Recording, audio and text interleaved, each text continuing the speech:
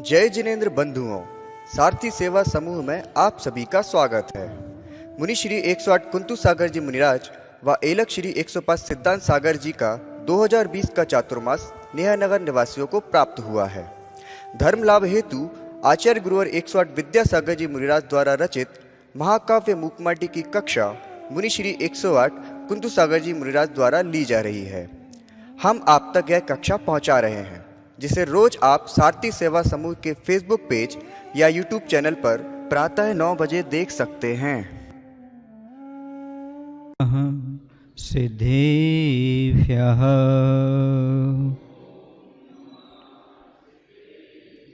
ॐ नमः सिद्धेभ्यः।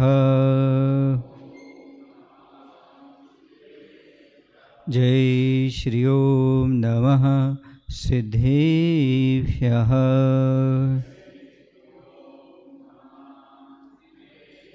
काउन्नमुक्कारम् अरहन्ताणं तहेव सिद्धाणम् आर्यवज्झायाणं लोयम्ये सौसाहुणं लोयम्ये सौसाहुणं। बोले पंच परमेष्टि भगवान की, देवाय देव श्री महावीर भगवान की, गुरु नाम गुरु आचार्य श्री ज्ञान सागर जी महामुनिराज की, आचार्य गुरुदेव भगवान श्री विद्यासागर जी महाराज की।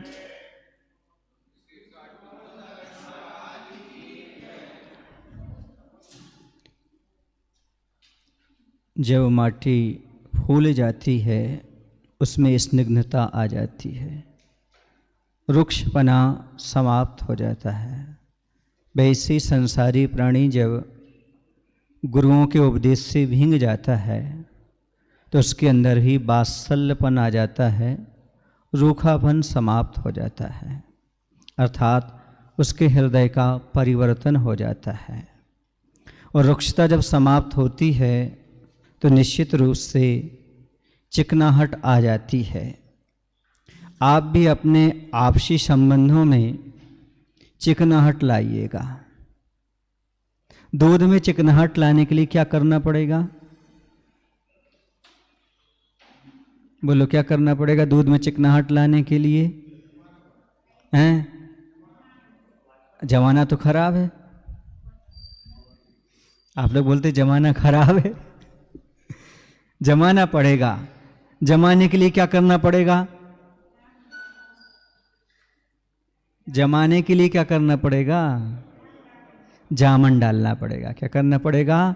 बस जैसे दूध को जमाने के लिए जामन डालना पड़ता है, वैसे संबंधों को बनाने के लिए आत्मीयता का जामन डालना पड़ता है। जहाँ आत्मीयता का, प्रेम का जामन डलता है, वहीं संबंध, वहीं पर रिश्ते जमना प्रारंभ हो जाते हैं। जहाँ पर आत्मीयता का जामन नहीं है, वहाँ पर रिश्ते होते तो हैं पर जमते नहीं। समझ में आए ना? कहते हैं रिश्ते वो नहीं चलते जो खून के होते हैं, रिश्ते वो होते हैं जो दिल से होते हैं। अपने मन से जिनको स्वीकार किया जाता है वह रिश्ता बहुत बड़े काम का आता है। इसलिए यहाँ पर कहा जा रहा है कि अपने जीवन में इसका अभाव करो।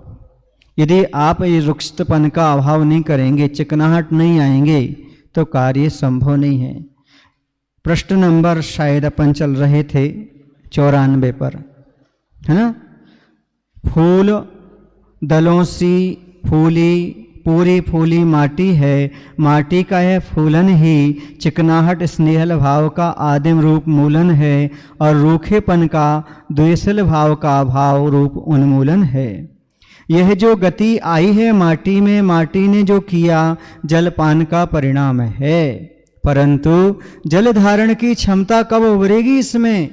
जब माटी में चिकनाहट की प्रगति हो और अनल का पान करेगी। यह माटी की चिकनाहट को अपनी चूलिका तक पहुंचाने शिल्पी का आना हो रहा है।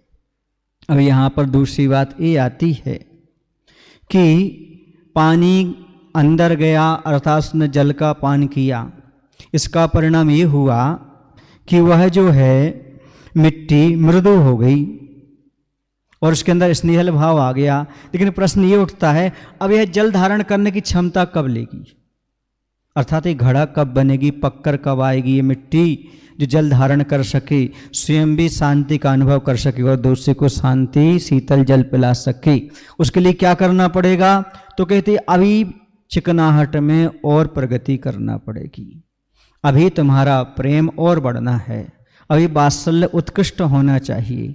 अभी कुछ लोगों से प्रेम है, अब प्रेम इतना हो सारे विश्व से हो जाए, छत्तीसु में इतना पहुंच जाए, तब यह क्षमता आएगी। दूसरी बात यह भी है, तपस्या हो, तब तो अनल माने आग, आग का पान करेगी अर्थात अग्नि को आत्मसात करेगी, तपस्या करेगी, तभी यह मिट्टी आगे चल करके क्या कर सकती है?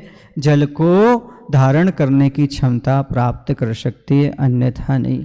ऐसा शिल्पी विचार रहा है। क्या विचार रहा है? कि माटी ने जलपान तो किया, किंतु जल धारण करने की और जल को आधार देने की क्षमता भी इसमें नहीं उभरी। स्वयं ही समाधान करता हुआ शिल्पी कह रहा है, जब इसकी चिकनाई चरमता को प्राप्त हो जाएगी अर्थात उसका प्रेम विश्व में फैल जाएगा एवं आग से तपेगी, आग को पिएगी अर्थात तपस्या को धारण करेगी, तभी यह कार्य संभव हो सकता है, अन्यथा नहीं। देखो बंधुओं, आपके पास भी प्रेम और वात्सल्य है, लेकिन आप समझ नहीं पाते प्रेम और वात्सल्य क्या चीज है। प्रेम वह चीज है जो हमें सत्य को प्रदान करता है। प्रेम वो चीज है जो धर्म का उत्पत्ति स्थान है। प्रेम वह है जो पाप को नष्ट करता है। यदि देखिए किसी से आपको मैत्री भाव है, तो मैत्री भाव क्या है? प्रेम भाव क्या है? बदलते हुए बरसते हुए बादल हैं। बादल बरसते हैं, कांटों पर सो फूलों पर। ऐसी प्रेम का भाव, चाहे वो अपना हो, चाहे पराया हो, चाहे मित्र हो, चाहे दुश्मन हो, सब पर प्रेम बरसने लगे तो अपने आप में यह प्रेम विश्व मैत्री के रूप में परिवर्तित हो जाता है। सबके प्रति सबका कल्याण हो ऐसी भावना आना बहुत मुश्किल है। मित्रों के प्रति तो आ जाती है, अपनों के प्रति तो आ जाती है, लेकिन जिन्होंने गलत किया हो, हमारे प्रति द्वेष भाव रखा हो, उनके प्रति प्रेम नहीं आ पाता। और जब तक वो प्रेम नहीं आएगा तब तक जल धारण अर्थात धर्म को धारण करने की क्षमता नहीं आ सकती। धर्म का ज्ञान तो हो सकता है, जैसे उसने जलपान किया, ऐसे आपके पास ज्ञान तो हो सकता है। जलपान का अर्थ है धर्म का ज्ञान, लेकिन जब तक धर्म का पान नहीं करोगे, धर्म को पियोगे नहीं, तब तक दूसरों को उपदेश देने लायक नहीं बनोगे, दूसरों को शांति के कारक नहीं बनोगे। तभी बन सकते हो उपदेश देने लायक जब स्वयं उसको पान करो धर्म को। बहुत सारे लोग धर्म को सुनते हैं, पढ़ते हैं, सुनाते हैं, लेकिन परिवर्तन क्यों नहीं आता? एक संत से किसी ने पूछा कि हमारे अंदर धर्म आया, धर्म किया, पर परिवर्तन क्यों नहीं आया? उन्होंने कहा एक काम करो। उन्होंने कुछ और बताया। उन्होंने शराब की बात कही, हम पानी की बात कर लेते हैं, ठीक है ना। उन्होंने कहा एक काम करो, पानी लाओ और पानी से पियो, मुख में रखो और थूक दो, बाहर कर दो पानी को, कुल्ला कर लो पानी से। बोले कर लिए। बोले मुख तो शुद्धि हो गई, लेकिन क्या प्यास बुझी? बोलो ना, प्यास नहीं बुझ सकती आपकी, मुख शुद्ध हो सकता है। वैसे ही जल पान करने से अर्थात गुरुओं की वाणी सुनने से थोड़ा प्रेम तो उमड़ सकता है, लेकिन वह विश्व प्रेम के रूप में परिवर्तित नहीं हो सकता। क्यों? जब तक उसे अंदर धारण न किया जाए। और जब गुरुओं की वाणी को अंदर धारण कर लेते हैं, निश्चित रूप से हमारा प्रेम का विस्तार हो जाता है। इसलिए कह रहे हैं यहाँ पर प्रेम का विस्तार करो और प्राणी मात्र से प्यार करो। प्राणी मात्र से प्रेम की बात है, अकेला इतना नहीं। आप प्रेम तो करते हैं, पर किन से करते हैं? हाँ, अपनों से करते हैं। जबकि कहा, क्या कहा आप लोगों ने? सब जीवों पर नित्य रहे, सत्वान कहा। क्या कहा? सत्वान, सत्येषु मैत्रिम, सभी पर, सभी जीवों पर मैत्री भाव हो, एक इंद्रिय हो, दो इंद्रिय हो, तीन इंद्रिय हो, चार इंद्रिय हो, पंच इंद्रिय हो, सभी पर मैत्री भाव हमारा होना चाहिए। वही अपने आप में महत्वपूर्ण प्रेम माना जाता है। प्रेम सीखना हो तो गाय और बछड़ी से सीखो, निस्वार्थ प्रेम, गोवच्छ सम प्रीति, इसी को वात्सल्य कहते हैं। निस्वार्थ भाव के साथ, किसके साथ?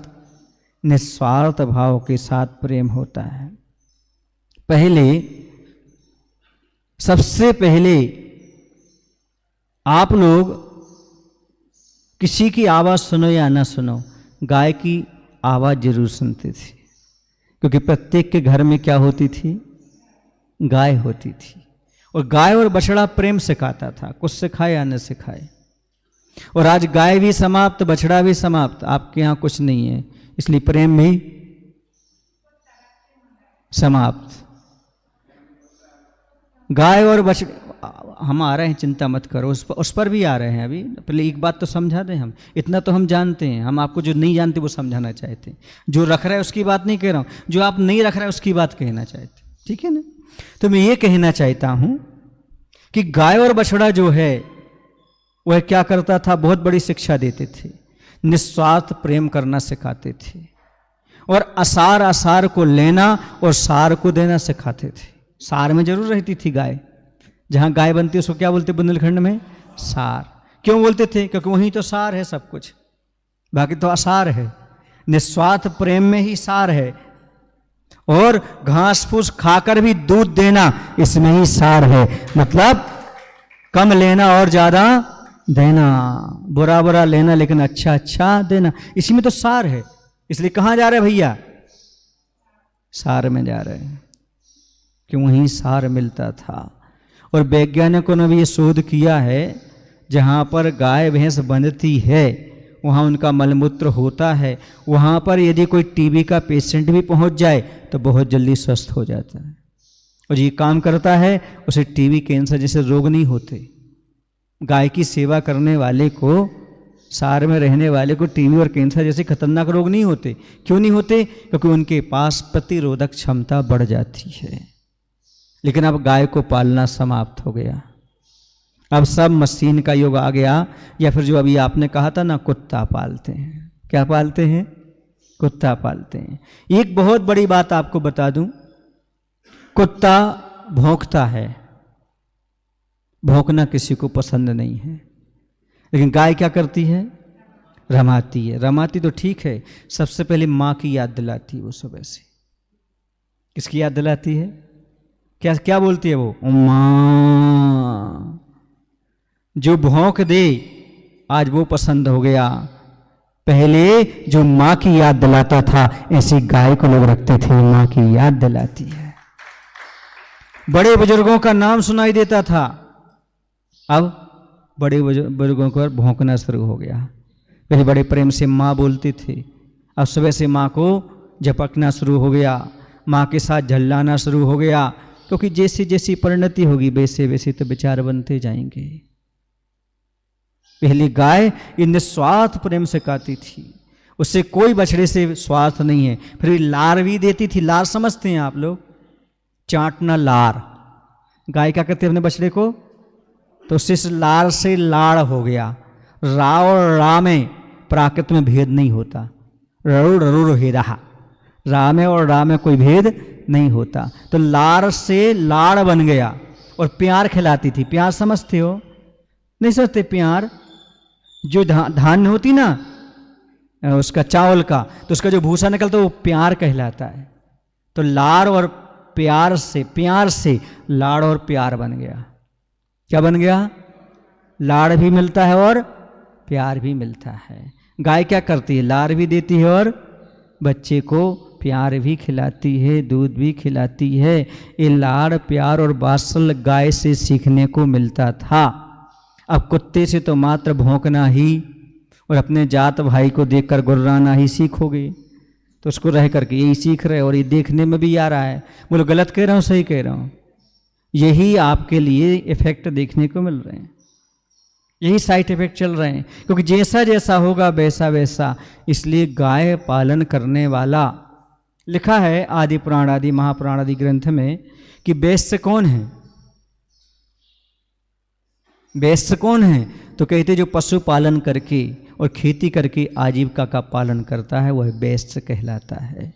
आप गाय को नहीं पाल रहे, गाय के माध्यम से आप अपने बच्चों को स्वयं को ही पालते हैं। तो प्रेम सीखना तो गाय बछड़े से सीखो, प्रेम सीखना हो तो वृक्ष और लता से सीखो। वह लता आती है और वृक्ष से कहती है हमें आश्रय दो, आश्रय देकर वो पूरे की पूरे उसमें लिपट जाती है। समाप्त तो हो जाती लता, लेकिन कभी उस वृक्ष का आश्रय नहीं छोड़ती। वृक्ष भी क्या करता है, अपने से भी ऊंचाई दे देती उसको। लता कभी कभी कितनी ऊपर निकल जाती, वृक्ष से भी ऊपर निकल जाती। ये दूसरे का आपस में प्रेम है। वृक्ष गुरु हैं तो शिष्य लता के समान हैं। जो गुरु के चरणों में रहता है एक दिन वह भी गुरु के समान बन जाता है। ये नियति, ये प्रेम अपने आप में बहुत महत्वपूर्ण है। दूध और पानी की हमने मित्रता बताई ही थी, एक दिन बताई थी ना।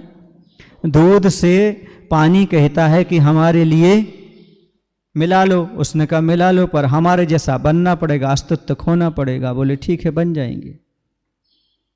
और पानी दूध में मिल जाता है, दोनों की मित्रता हो जाती, दूध के भाव बिक जाता है। फिर दूध के लिए उबाला जाता है तो सोचता है देखो मेरे मित्र ने, दूध ने हमें स्थान दिया, हम दूध को कष्ट नहीं पहुंचाएंगे। तो जब आग नीचे से लगती है तो कौन जलने लगता है, पानी।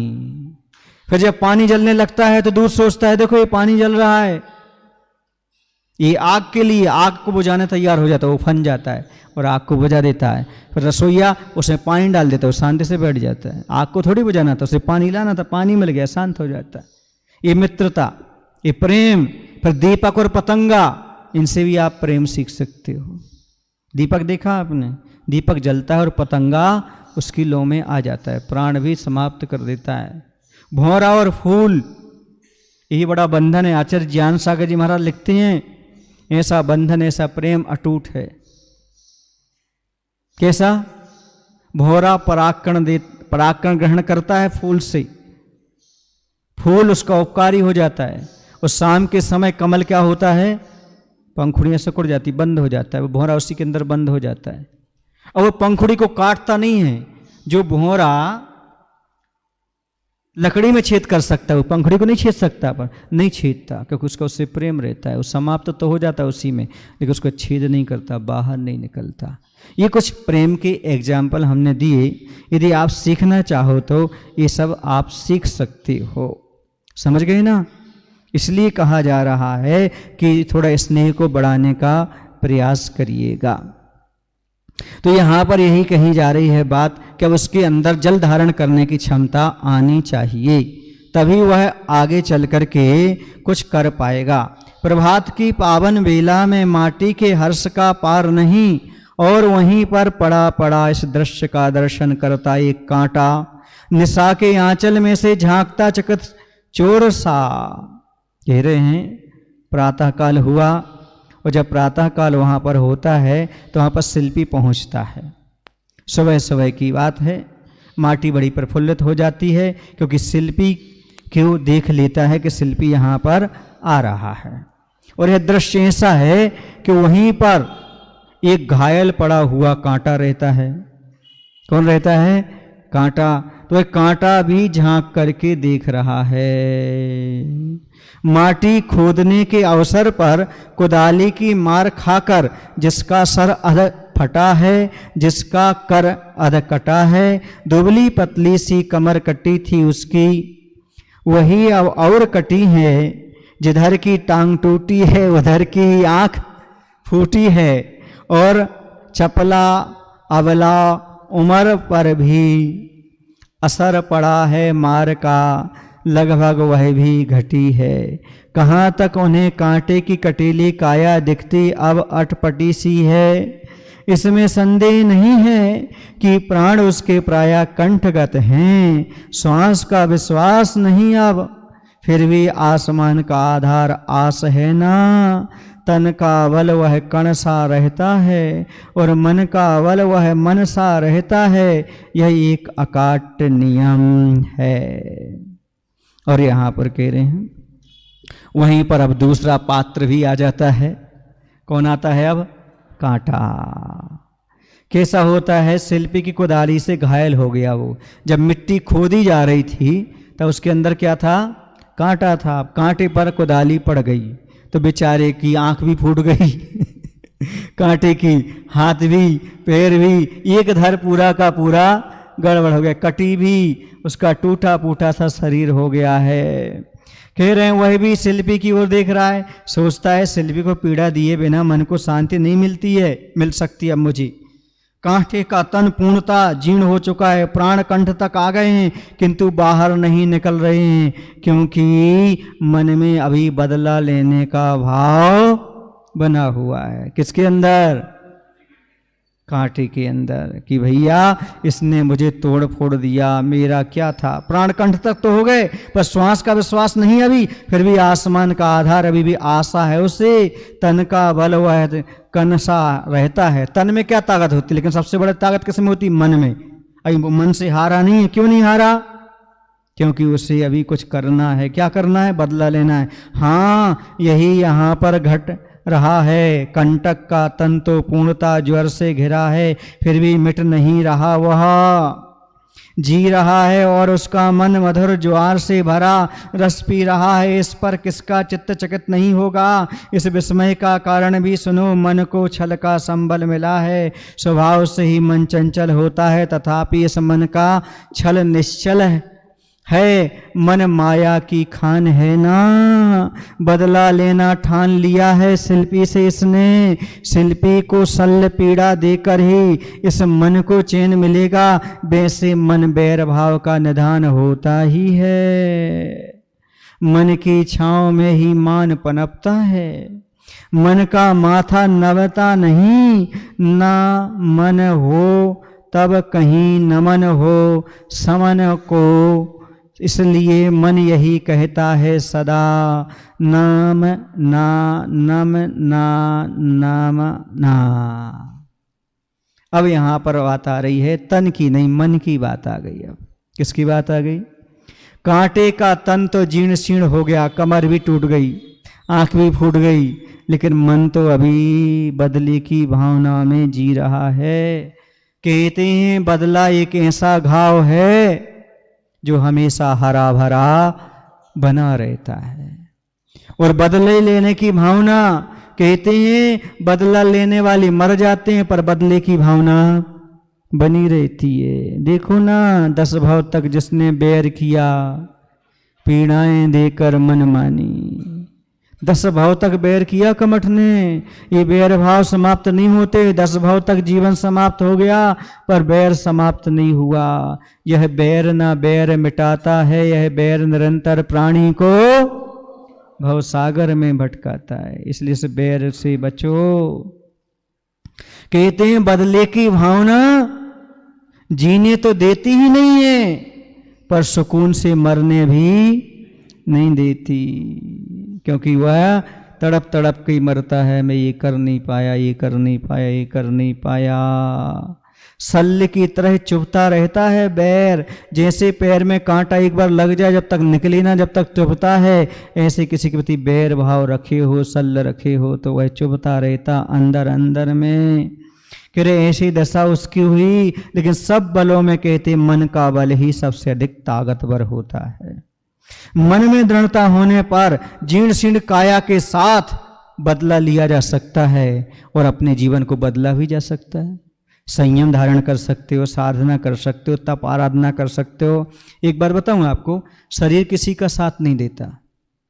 यदि मन बलजोर होना तो शरीर से काम लिया जा सकता है। किसी में क्षमता नहीं है देखो तो उपवास करने की, लेकिन मन में ठान लो तो सब हो जाता है। शरीर तो बिल्कुल साथ नहीं देता। कभी किसी का साथ दिया कहाँ है शरीर ने?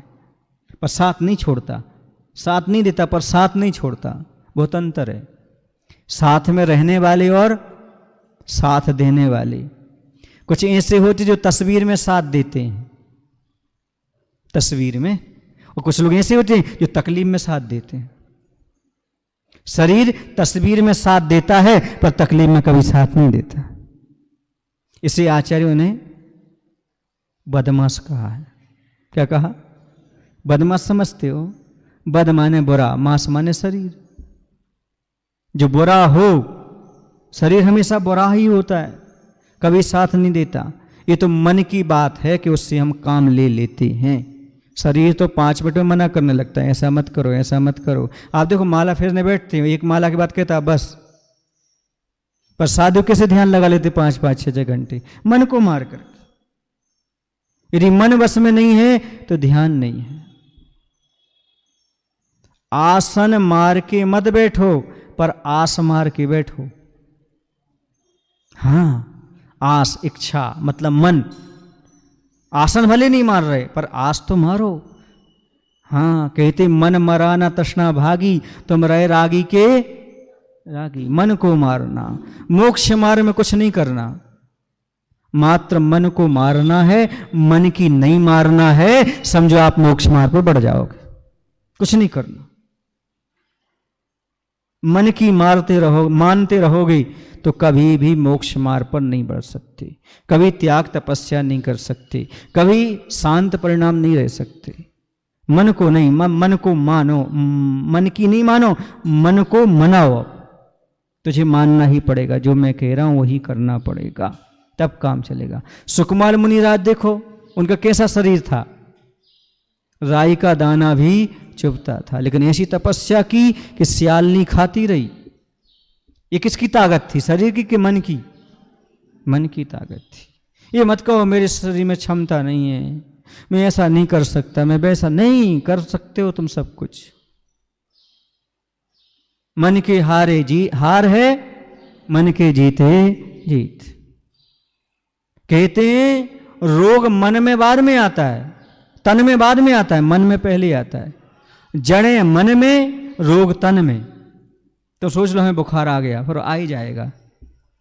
संजय, तो सोच लो बुखार आ गया, फिर वो आ ही जाएगा। और सोचो नहीं बुखार नहीं आया, चला जाएगा। ये नियति है। मन से हार गए तो हार गए, और मन से जीत गए तो जीत गए। शरीर तो कभी भी साथ नहीं देता। स्वस्थ व्यक्ति भी, अस्वस्थ व्यक्ति कोई भी हो, मन तो हमेशा और शरीर तो हमेशा क्या चाहता? सुविधा चाहता है, संयम नहीं चाहता, हमेशा सुविधा चाहता है। शायद भाग्योदय की बात है, उस समय प्रातःकाल में आचार्य के चरणों में पहुंचा। मैंने आचार्य से कहा, आचार्य जी पेट में कुछ जलन सी हो रही है। हाँ, बोले कल तुम्हारा अंतराय था ना, उसके कारण पानी वगैरह कम पड़ जाता, ऐसा होता है। फिर थोड़ी देर बाद बोले अब ये तो शरीर है, ये तो सुविधा चाहता है, संयम नहीं चाहता। अब तुमने संयम धारण किया है, सुविधा थोड़ी क्या, और मोक्ष मानो सुविधा थोड़ी मिलेगी। वहां तो संयम का पालन करना पड़ेगा। ये सब चीजें तो होंगी ही होंगी, इसको सहन करके आगे बढ़ना पड़ता है। आचार्य ने बहुत बड़ा सूत्र दिया उस दिन कि संयमी व्यक्ति को सुविधा नहीं चाहिए, बल्कि संयम का पालन करना चाहिए। सुविधाएं तो मन को जितनी सुविधा देते जाओ उतना मांगता जाएगा। बिल्कुल। एक बार आचार्य ने प्रवचन में पूछा था, मान किसकी मांग है? मान कौन चाहता है? इंद्रियां, नेत्र मान चाहते हैं, नाक, कान, स्पर्श इंद्री, रसना, फिर कौन चाहता है? मन। मान, अहंकार, सम्मान, ये मन की भूख है। एक बार मैंने एक आर्टिकल पढ़ा था, सुना दूंगा आपको, समझ में आ जाएगा आपको पूरा का पूरा। एक दूल्हा था। कौन था? दूल्हा। अब दूल्हा को आपको मालूम है मामा के यहाँ से बहुत सी सामग्री आती हैं, तो दूल्हे के यहाँ अच्छी क्वालिटी के जूते आए थे। क्या आए थे? जूते पहना था वो, और चला जा रहा था बारात में। दूल्हा कहाँ जाएगा? बस अब उसको जूता अंदर अंदर काट रहा था, लेकिन 10 मित्रों ने कह दिया था, अरे भैया ऐसे जूते तो आज तक किसी दूल्हे ने पहने ही नहीं। बस ये बात सुनकर के उसे लगा अब चाहे कुछ भी हो जाए, जूता तो मैं। उसने कॉटन ली, कॉटन फंसा दी वहां पर जहां पर वो काट रहा था, लेकिन जूता नहीं उतारा। बताओ, शरीर को जूता अच्छा लग रहा था कि मन को अच्छा लग रहा था? और पहना मन ने था कि पैर ने? जल्दी बोलो ना, किसकी भूख थी वो? बोलो ना, मन की। मन कुछ नहीं खाता पीता, लेकिन छोड़ता कुछ भी नहीं है। आचार्यों ने नपुंसक की उपमा दी मन को। जैसे नपुंसक स्त्री को भी चाहता और पुरुष को भी चाहता, पर भोग किसी को नहीं पाता, ऐसे ही ये मन है। दुनिया की सब सामग्री चाहता, लेकिन खाता कुछ भी नहीं है।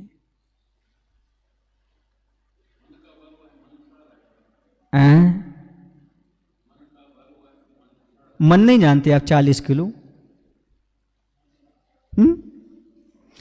कण माने एक कण भर, और मन भर बराबर 40 किलो। कहने का तात्पर्य ये है, शरीर की भूख कितनी? 1 किलो 2 किलो भोजन में पेट भर जाता है, लेकिन मन भर भी 40 किलो भी रख दो तो भी मन भरने वाला नहीं है। समझ गए ना? ये उसका तात्पर्य है। तो यहां पर यही बात कही जा रही है, मन यदि आपका अच्छा है तो आप बहुत बड़ी साधना कर सकते हो, और मन यदि बस में नहीं है तो बहुत बड़ी आराधना कर सकते हो। मन के ही सब कुछ है। आदमी का मन चलता तो है, पर संयत हो तो सुख संपदा में एक ताज होता है, और वासना का गुलाम हो तो कमबख्त खतरनाक और शैतान होता है। दुनिया में जितने अनर्थ होते हैं वो सब मन के द्वारा। बैर किसके द्वारा पाला जाता है? एक इंद्रिय आदमी में बैर नहीं होता, मन वाले के ही बैर होता है। जी किसका उमछाता है? जी किसका मचलता है? मन वाले का। उल्टी किसको होती है? मन वाले को। बैर भाव कौन रखता है? मन वाला। लेकिन मोक्ष मार्ग भी मन के बिना शुरू नहीं होता, सम्यक दर्शन की प्राप्ति भी मन के बिना नहीं, वैराग्य भी मन के बिना नहीं, साधना भी मन के बिना नहीं। यही तो कहा जा रहा है। जैसे पानी है वो बहता जा रहा है, बहुत से लोगों को तबाह कर सकता है, जन धन की हानि की जा सकती है, उसे रोक लिया जाए तो बिजली का उत्पादन किया जा सकता है। ऐसे ही मन यदि अनियंत्रित है तो सब हानि कर जाएगा, और बंधा हुआ है तो प्रॉफिट दे करके जाएगा। आपका मन बंधा नहीं है, हानि पहुंचाएगा। साधुओं का मन बंधा हुआ है, कहीं भी चला जाए हमेशा फायदा ही फायदा लाएगा, हमेशा फायदा। बस मन को बस में करने की आवश्यकता है, दुनिया को नहीं। ऐसे यहां पर कह रहे हैं कि वास्तव में कांटे को छल का सहारा मिला, और यह मन वैसे ही बैर को बहुत जल्दी स्वीकार कर लेता है। कारण यह है कि मान कसाय से घिरा हुआ मन नमन नहीं करने देता। क्या नहीं करने देता वो? क्योंकि मान की छांव में पल रहा है वो। मान पनपता है, मन का माथा नमता नहीं, ना मन। और कहते नमन कब होता है? जहां मन ना हो वहीं तो नमन होता है। मन सामने वाले को स्वीकृति दे दे, मन से समर्पित हो जाओ, अपने आप मन नभ जाएगा। और जब तक मन है हमारा तब तक नमन नहीं। जब मन दूसरे को समर्पित कर देते हैं तभी समन माने साधु। नमन हो समन को, इसलिए मन यही कहता है सदा, नमन हो नमन हो नमन हो। मन नहीं है वहीं नमन है, अर्थात मन को चढ़ा दो, मन को समर्पित कर दो, तभी जाकर के यह आपका मान दूर होगा और मन कुछ कर पाएगा, इसके पहले नहीं।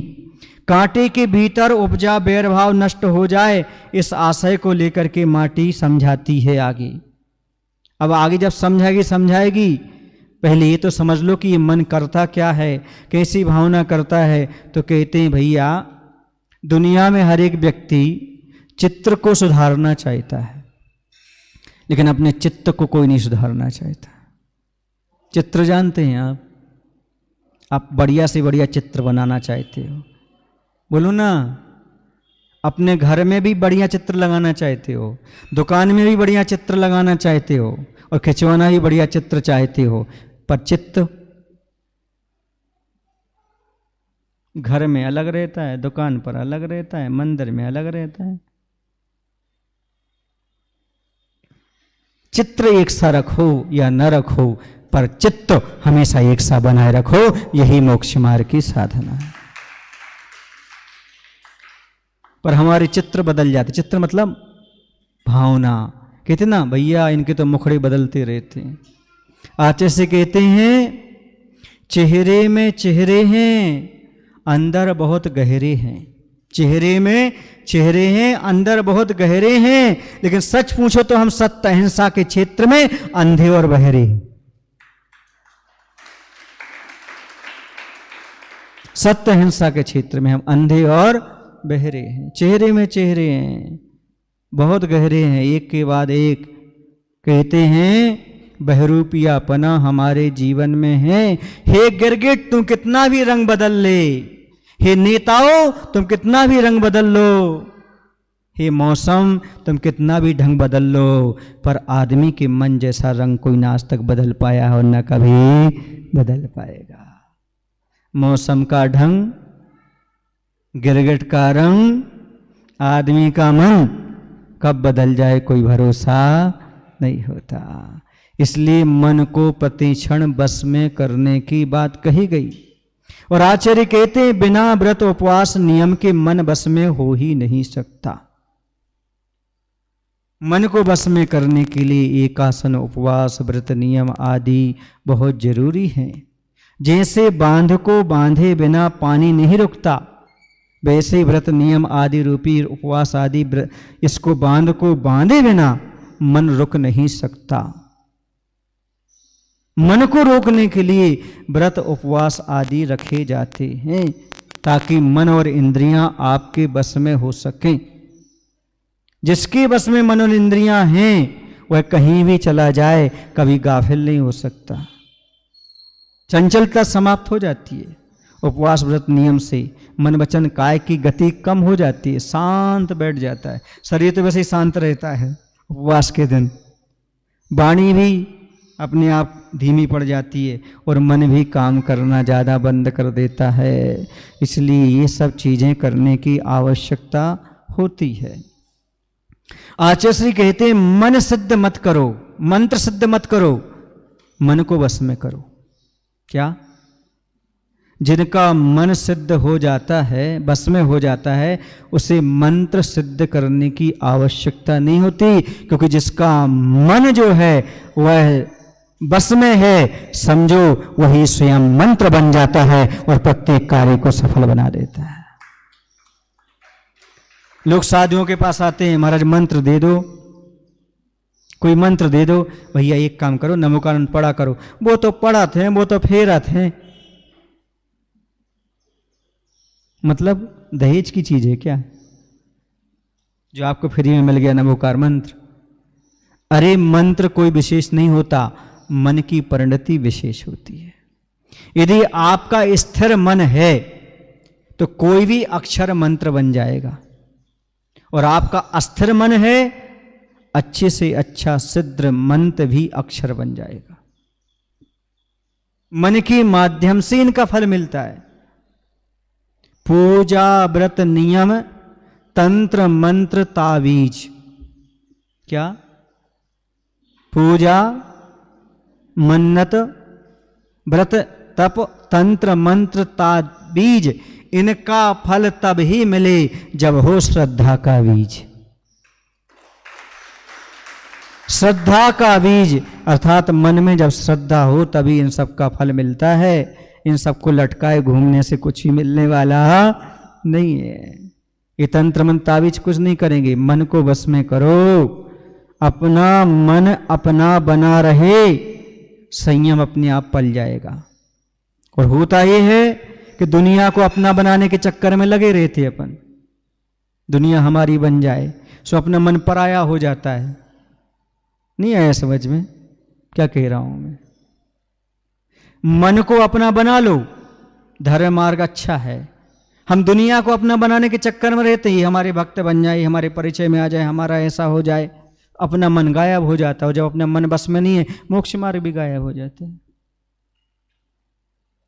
दुनिया को छोड़ा था और फिर दुनिया फिर आ गई, परिग्रह के रूप में स्वीकार कर लिया।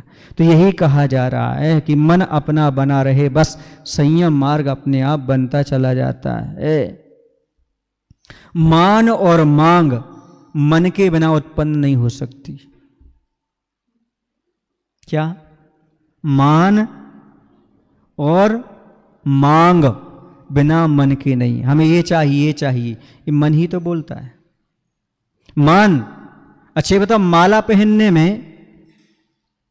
शरीर को कष्ट हो सकता है, लेकिन मन को अच्छा लगता है। जैसे दूल्हे को जूता काट रहे थे, लेकिन फोटो अच्छी खींच रही थी। कभी कभी आपके कपड़े होते, नए कपड़े होते ना, तो आपको काटते हैं, फिर भी आप चूंकि पार्टी में जाना है ना, स्टूडियो पर जा रहे हैं ना, चलता है। आदमी से खड़े होते नहीं बनता अच्छे से, लेकिन यदि फोटो खींच रही हो तो रीढ़ की हड्डी अपने आप सीधी हो जाती है, चेहरे पर मुस्कान आ जाती है। क्यों? आपको इतनी चिंता है अपने चित्र की, कभी तो चित्त की सुरक्षा करो। मैं कहता हूं तस्वीर को नहीं, तासीर को सुधारो, तुम्हारी तकदीर अपने आप सुधर जाएगी। तस्वीर को नहीं, तासीर को। तासीर माने स्वभाव। अपने मन को सुधारो, तकदीर तो अपने आप सुधर जाएगी। मन को बांधना कठिन है, बड़े बड़े बांध बांधना सरल है। क्या कह रहा हूं? सुने आप लोग, बहुत बड़े बड़े बांध बनवाना बहुत सरल है, लेकिन अपने मन को बांधना बहुत कठिन है। इसलिए कहते हैं विश्व विजेता वो नहीं होते जो दुनिया को जीतते हैं। अरे विश्व विजेता वो होते हैं जो अपने मन को जीत लिया करते हैं। सिकंदर ने अंत में यही तो कहा, मैंने सबको जीत लिया पर अंत में दुखी हूं क्योंकि मैंने अपने मन को नहीं जीत पाया। वो संत बहुत अच्छे हैं जिन्होंने अपने मन को जीत लिया, अपने आप में सुखी हो गए। ये बैर भाव मन को जीते बिना समाप्त नहीं हो सकते भैया। इसलिए कह रहे हैं इच्छा कहां से उत्पन्न होती है? मन से। और मन बस में हो गया तो इच्छाओं का निरोध हो गया, इच्छाओं का निरोध हो गया तो तपस्या हो गई। एक बहुत अच्छा चिंतन है मन को बस में करने का। बोलूं? बस मन के अंदर ऐसा विश्वास जगा दो कि पंचेंद्रिय विषयों में सुख नहीं है। बस इतना विश्वास दिला दो, आपका मन कल ही बस में होने लगेगा। क्या विश्वास दिला दो? पंचेंद्रिय के विषयों में सुख नहीं है। ये विश्वास दिला के दिखाओ आप, तो देखो आपका मन कैसे संयत नहीं होता। दूसरा, संसार में सुख नहीं है तो आपने मान लिया। दूसरा, बैर विरोध से तनाव बढ़ता है और तनाव से मन का घात होता है। बैर विरोध से क्या होता है? तनाव बढ़ता है, और तनाव बढ़ता है तो मन का घात होता है, और मन अपना स्वयं घात कर रहा है। ये मन को समझाओ। जितना बैर क्रोध आदि रखोगे उतने आप में मन में तनाव आएगा, ये निश्चित है। तनाव से बचना चाहते हो तो मन से कह दो ये बैर विरोध छोड़ दो, तभी तुम्हारा अच्छा हो सकता है, वरना नहीं। बार बार तप करो, छोटे छोटे तप करो। बार बार तप करने से मन निश्चित रूप से एक न एक दिन बस में होता ही होता है, ये नियम है। और जब तक तुम तप नहीं करोगे तब तक मन बस में होने वाला नहीं है। स्वस्थ मन जो होता है उसमें तनाव नहीं होता। दूसरी बात यह है बैर छोड़ दो। जो बैरागी होता है वो बैर नहीं रखता, जो बैर रखता है वो कभी बैरागी नहीं हो सकता। इसलिए बैर छोड़ने का प्रयास करो, बैराग लाने का प्रयास करो। ये बैर हमेशा आपके लिए बैराग्य से दूर करता है। किसी के प्रति बैर रखोगे बैरागी नहीं बन पाओगे आप, क्योंकि मन में कुछ ना कुछ रखा है। जब तक रखा है तब तक आपके अंदर बैराग उत्पन्न नहीं हो सकता। यदि आप बैरी हो तो आप दूसरे के बैरी नहीं हो, खुद के बैरी हो। बैरी कौन है?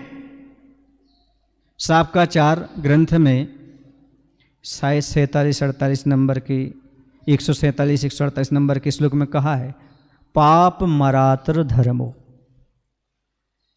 पाप ही अराती है और धर्म ही मित्र है।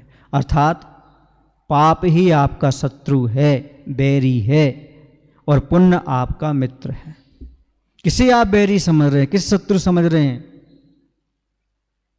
धर्म आपका मित्र है, पाप आपका बैरी। इसमें पाप को छोड़ पुण्य को अपना ले, क्यों करता है तू देरी। मित्र को अपने पास रखो ना, पुण्य को, और पाप को दूर करने का प्रयास, वो सबसे बड़ा बैरी है। संसार में और कोई बैरी नहीं है, पर क्या करें, हम बैर विरोध पाल करके रख लेते हैं। तो कह रहे हैं जहां मन नहीं होता वहां पर नमन हो जाता है। बादल दल पिघल जाएं, किसी भांति कांटे का बदले का भाव बदल जाए, इसी आशय से माटी कुछ कहती है उससे।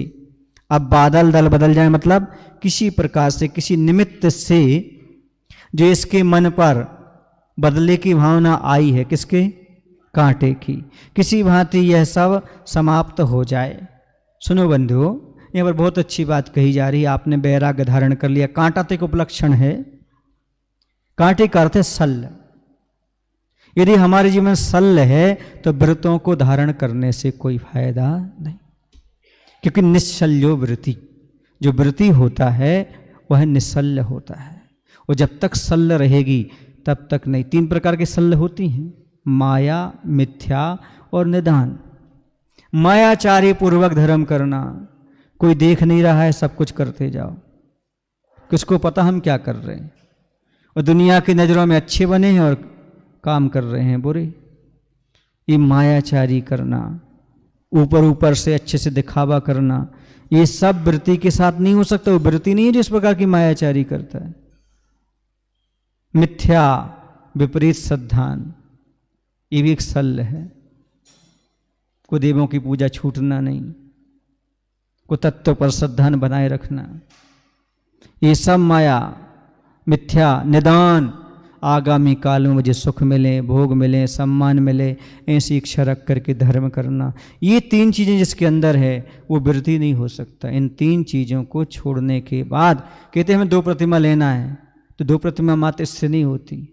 12 व्रतों का पालन इस निदान रहित, माया मिथ्या रहित, 3 शल्यों से रहित, सुनिए आप लोग, 3 शल्यों से रहित जब 12 व्रतों का पालन होता है तभी दूसरी प्रतिमा का पालन होता है। दूसरी प्रतिमा लेने के लिए सब छल कपट छोड़ना पड़ते हैं। इसलिए कहते हैं व्रती बनना चाहते हो तो समाज की कमेटी से भाग हटा लो, किसी संस्था से मत जुड़ो, क्योंकि इसमें माया मिथ्या निदान आ जाती कहीं ना कहीं। इससे बचने का प्रयास करो, किसी संस्था से भाग मत लो। आपको पता है जिनेन्द्र वर्णी जी, जिनकी ईसरी में संलेखना हुई थी 83 में, जिन्होंने जैनेन्द्र सिद्धांत कोश लिखी, पता आपको? 4 भाग, 3-4 भाग, इतने मोटे मोटे हैं ना, 3 है कि 4 कि 5 हैं? हाँ, तो इतने बड़े बड़े जैनेन्द्र सिद्धांत कोश बने। उन्होंने लिखे, बहुत मेहनत की। सारे ग्रंथों को पढ़ने के बाद जब आचार्य के पास पहुंचे तो आचार्य जी ने बताया, हम लोगों को बताया संस्मरण में, जैनेन्द्र वर्णी जी आए और कहते मैं संलेखना करना है। तो आचार्य जी ने कहा किसी संस्था से तो नहीं जुड़े? बोले जुड़े हैं, ये सब लेखन का कार्य चल रहा है, संलेखना नहीं हो सकती। वो गए और बहुत जल्दी काम निपटा करके संस्था से त्याग पत्र दिया, तब आचार्य के पास आए, तब उनकी वह संलेखना हुई।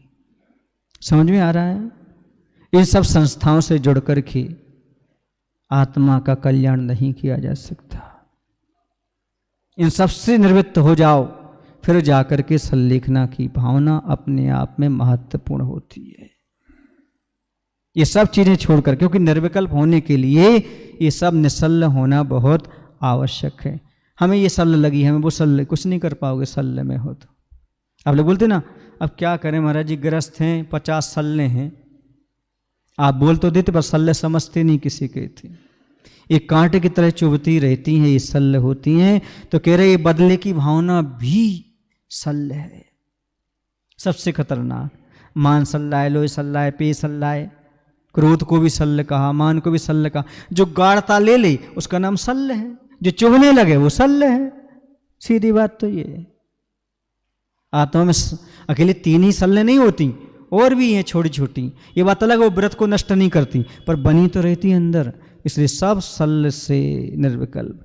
कपड़ा नहीं छोड़ना पड़ता है, बुंदेलखंड में बोलते भैया लफड़ा भी छोड़ना पड़ता है।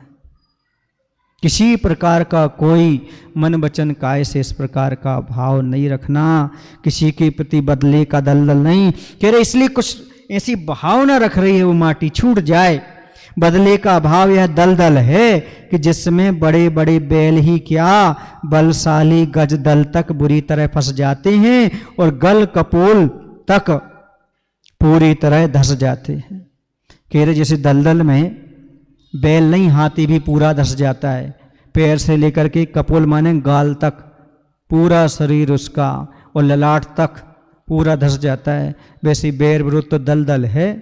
अच्छी अच्छी महान महान आत्माएं भी इस बैर में फंस गईं, उस दलदल में फंस करके अपना भविष्य उन्होंने बिगाड़ लिया। इसलिए कह रहे भैया इस दलदल से बचो। बैर विरोध का दलदल जितना कम हो उतना ही अच्छा है, नहीं तर एक दल यहाँ बन जाता, एक दल वहाँ बन जाता है, और जहाँ 2-3 दल हो गए सो दलदल हो गया, और दलदल में जो फंस गया तो चला गया। इस गुटबाजी, हिंदी में क्या बोलते हैं आप? दलदल गुटबाजी में, पार्टीबाजी में फंस जाता है। इस दलदल से बचो, निकलो। तुम इसमें कहाँ पड़े हुए हो? तुम्हें तो वृत्ति बनना है, तुम्हें तो आत्म कल्याण करना है। कहाँ कहाँ पड़े रहोगे? किसको बदले की भावना लोगे? किसे दुश्मन मानोगे, किसे अपना मानोगे? ये सब मान्यताएं अब समाप्त कर दो, क्योंकि यह मन ही है, कहीं किसी को दुश्मन बना लेता है, कभी किसी को अपना बना लेता है। मन को बस में कर लो, ये बदले की भावना समाप्त करो। बोली महावीर भगवान की, आचार्य विद्यासागर जी महाराज की जय। हे प्रभु, हम सभी को इतनी शक्ति, इतनी बुद्धि देने की कृपा करो, ताकि हम सभी लोग अपने जीवन में मन में बस में करते हुए, मन को बस में करते हुए अपने जीवन से, मन से बैर भाव को समाप्त कर सकें। यह दलदल हम सभी को फंसाता आया है। आज हम इसी दलदल को यहीं छोड़ करके आगे बढ़ जाएं। नमोस्तु भगवान। भावों की